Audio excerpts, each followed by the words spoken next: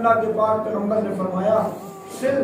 من قطعک، جو تم سے توڑتا ہے اس کے ساتھ جوڑو، اس کا نام اخلاق ہے۔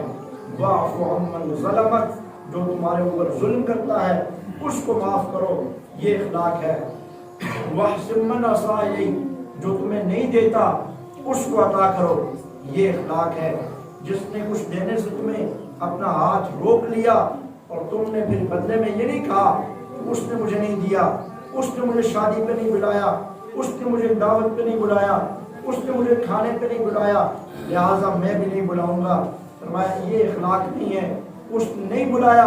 تم بلاؤ، اس نے نہیں دیا تم اس کو دو، وہ تم پہ ظلم کرتا ہے تم اس کے ساتھ اچھا کرو، وہ تمہارے ساتھ توڑتا ہے تم اس کے ساتھ جوڑو، یہ پاک پیغمبر صلی اللہ علیہ وسلم کے اخلاق ہیں۔ اگر میں اور آپ آج مسلمانوں کی عزت کرنے والے بن جائیں، مسلمانوں کا اکرام کرنے والے بن جائیں، مسلمانوں کی تعظیم کرنے والے بن جائیں، تو یقین جانیں جو آج امت مسلمہ کے ساتھ ہو رہا ہے یہ کبھی بھی نہ ہو۔ اللہ اللہ